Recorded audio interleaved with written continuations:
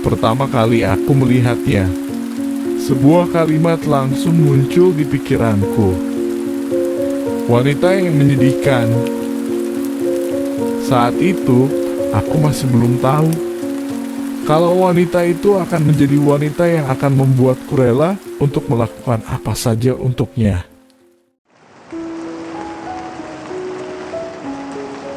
Oh ya, Ma. Vira juga akan bawa seseorang untuk dikenalkan ke Papa dan Mama. Pacar Vira. Vira berkata pada seseorang melalui headset. Nada ceria bisa terdengar di suaranya. Selama bertahun-tahun aku terus menunggu untuk bisa melihat kebahagiaan yang tulus muncul di wajahnya yang cantik. Nada ceria yang baru saja ku dengar membuat hatiku terasa hangat. Untuk tidak mengganggu pembicaraannya, aku mengungkapkan perasaan yang ada di hatiku tanpa mengeluarkan suara. Ya sayang, aku milikmu. Kata-kata yang tidak mudah untuk aku berikan. Vira adalah wanita pertama dan yang kuharap wanita terakhir yang bisa membuatku mengatakan kata-kata ini. Vira melompat ke dalam pelukanku dan langsung memeluk pinggangku dengan erat. Perlahan kita berdua berjalan bersama-sama di bawah satu payung. Hujan deras yang menerpa payung kita memisahkan kita dari dunia luar. Di bawah payung hanya ada kita berdua. Perasaan yang sangat aku nikmati. Saat ini aku sangat menyukai hujan.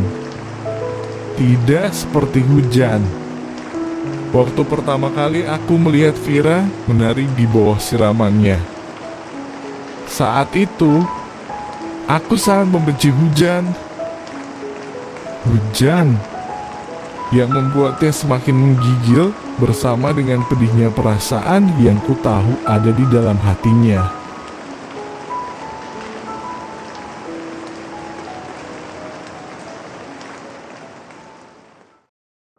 Beberapa tahun yang lalu, Rick, tolong jadi best man untuk pernikahanku dengan Lisa. suara Marco, adik laki-lakiku, terdengar dari HP yang aku pegang. Mark, kamu sudah yakin mau menikah secepat ini? Kamu baru 24 tahun. Ingat dengan permintaan Mama. Di keluarga kita tidak ada kata cerai. Tanpa sadar, aku menggenggam HP yang ada di tanganku dengan erat. Apa kamu sudah benar-benar yakin kalau Lisa adalah wanita yang bisa menemanimu seumur hidup? Aku tidak akan menanyakan apa kamu bisa menemaninya seumur hidup, karena aku yakin kalau kamu akan bisa. Semua anak laki-laki di keluarga kita sudah dididik oleh Mama untuk menjadi pria yang bertanggung jawab dan yang selalu menghormati pasangannya. Dari HP yang kupegang dengan erat, suara tawa Marco terdengar penuh percaya diri. Rick, saat kamu bertemu dengan seorang wanita yang bisa membuatmu bersedia melakukan apa saja untuknya, kamu akan tahu. Kamu akan berusaha untuk bisa berada di sampingnya, dan juga akan berusaha keras untuk membuatnya bersedia berada di sampingmu. Jadi, aku tidak akan pernah memberi Lisa alasan untuk bisa berubah hati. Aku tersenyum mendengar kata-kata adikku ini. Meskipun aku masih sedikit mempertanyakan hubungan yang baru mereka jalani selama kurang dari 2 tahun. Kata-kata Marco yang bermakna dalam langsung membungkam peringatan yang ingin kutambahkan. Sambil bercakap-cakap dengan Marco, aku berjalan menuju ke lobi samping. Hujan deras turun sejak pagi, membuat cuaca terasa dingin. Bahkan untuk aku yang terlahir di negara bersalju. Saat aku menyapukan pandangan mataku ke halaman yang ada di samping gedung perusahaanku, aku melihat sosok tubuh seseorang yang sedang menari di bawah dinginnya siraman air hujan. Seorang wanita muda dengan tubuh yang ramping, memancarkan aura rapuh yang pekat. Seperti seekor binatang kecil yang terluka karena tertumbuk oleh derasnya air hujan yang dingin. Tubuhnya yang menggigil terlihat sangat menyedihkan. Mar, nanti aku telepon kamu lagi. Tanpa menunggu jawaban darinya, aku langsung menutup telepon. Rasa ingin tahu membuatku terus memperhatikan sosok tubuh wanita yang masih terus menari di bawah siraman air hujan itu. Vira, kamu jangan terus menari di sana. Seperti orang gila saja. Apa tidak malu kalau dilihat oleh orang? Sesuka itukah kamu dengan hujan? Suara seorang laki-laki terdengar keras meskipun tersamar oleh derasnya hujan. Aku langsung merasa tidak suka pada laki-laki yang tidak aku kenal itu. Nada suara yang diberikannya kepada wanita yang sedang menari terdengar merendahkan dan menghina. Sesuatu yang aku benci dari sifat seorang pria. Iya, Vira sangat suka dengan hujan. Wanita itu berteriak dan tersenyum di bawah siraman hujan. Meskipun tetes-tetes air hujan menimpa wajahnya, dari gerak-gerik tubuhnya, aku merasa kalau saat itu dia sedang menangis. Vira, kamu jangan main-main terus. Aku sudah harus pergi sekarang. Kamu tahu kalau Vina sedang menungguku untuk menjemputnya. Kalau kamu memang belum mau pulang, kasih payungmu ke aku. Vina pasti lupa untuk membawa payung lagi. Tubuh Vira dia membatu. Dengan perlahan dia membalikkan badan, lalu tersenyum lebar pada pria itu. Sebuah senyuman yang terlihat dipaksakan di mataku. Dasar pria brengsek. Apa dia tidak bisa melihat kalau wanita itu sedang menangis? Apa dia tidak sadar? Saat itu aku belum tahu kalau Vino laki-laki brengsek ini bukannya tidak sadar, tapi tidak peduli. Vino, sorry, tapi aku juga tidak bawa payung. Telingaku menangkap suara Vira yang gemetar saat menjawab perintah Vino. Tubuhnya terlihat menggigil kedinginan, tapi Vira tetap memaksakan dirinya untuk tersenyum. Tiba-tiba, hatiku ikut merasa sedih. Kalau nggak bawa payung, kenapa kamu nggak bilang dari tadi? Bikin aku harus menunggu kamu di sini. Apa kamu sengaja? Apa kamu nggak kasihan dengan Vina yang sudah menunggu di kantornya dari tadi? Kamu tahu kan kalau dia nggak suka dengan hujan? Apes banget. Vina bisa punya adik yang nggak punya pengertian seperti kamu.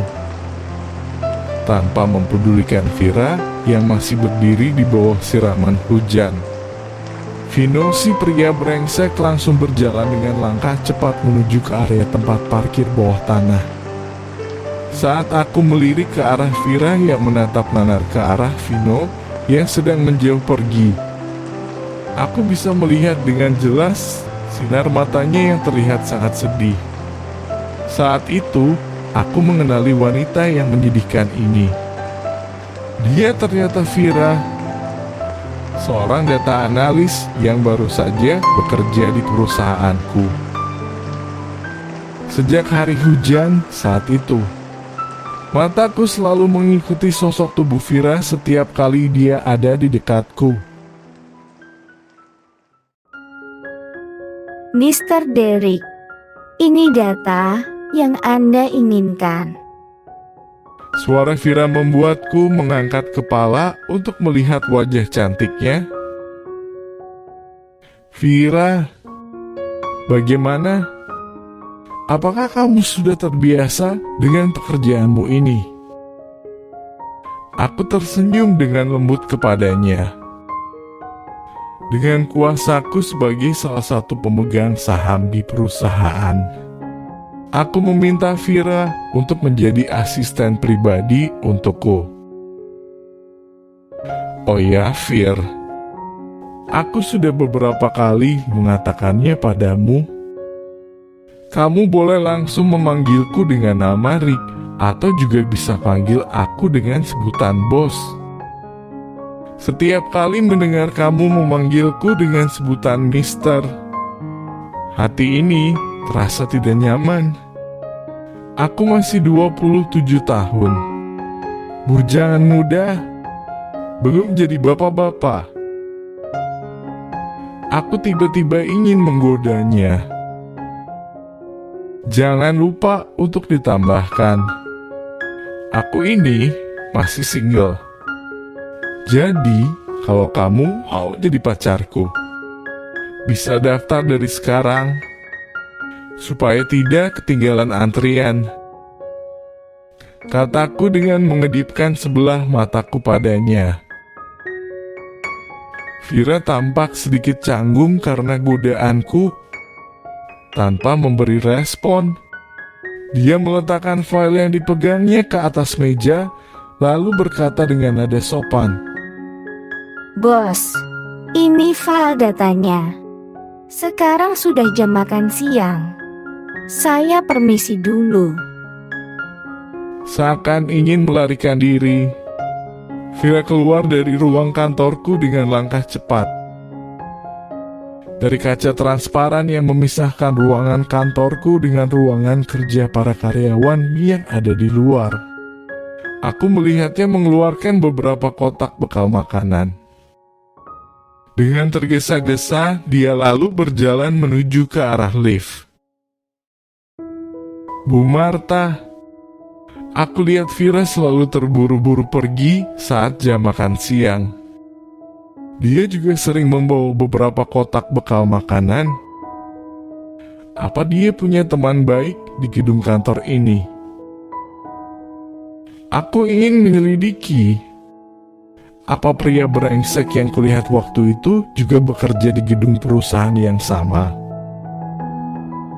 Rick, sudah beberapa hari ini, aku penasaran.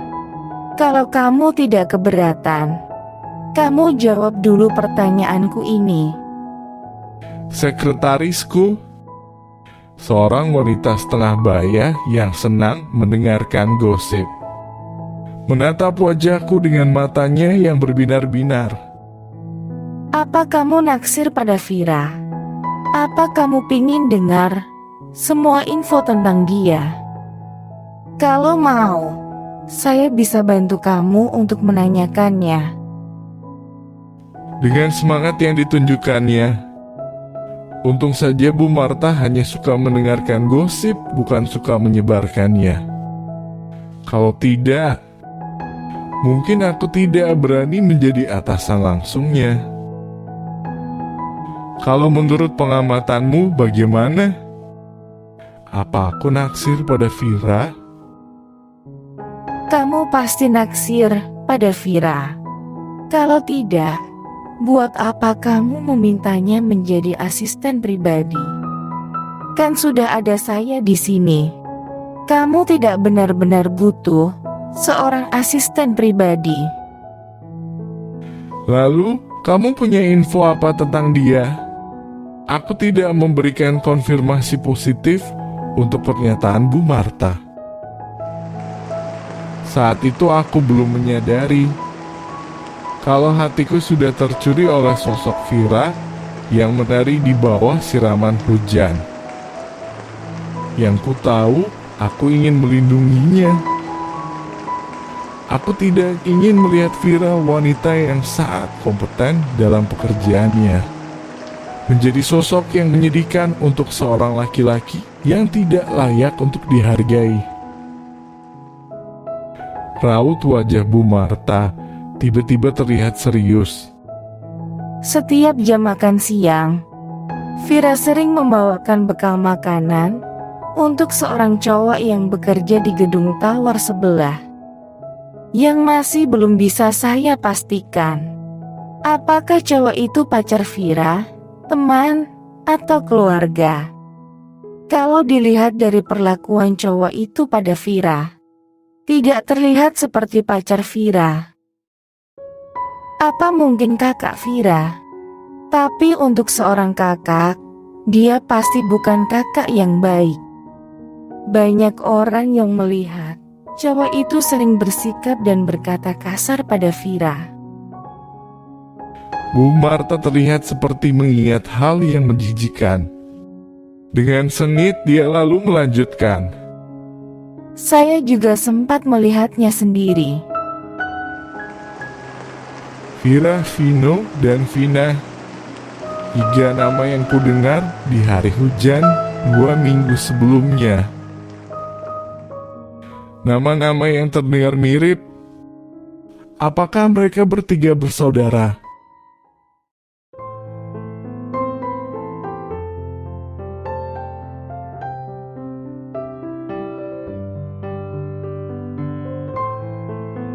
Apakah Rick bisa membuat Vira berpaling padanya? Nantikan di Menari di Bawah Hujan.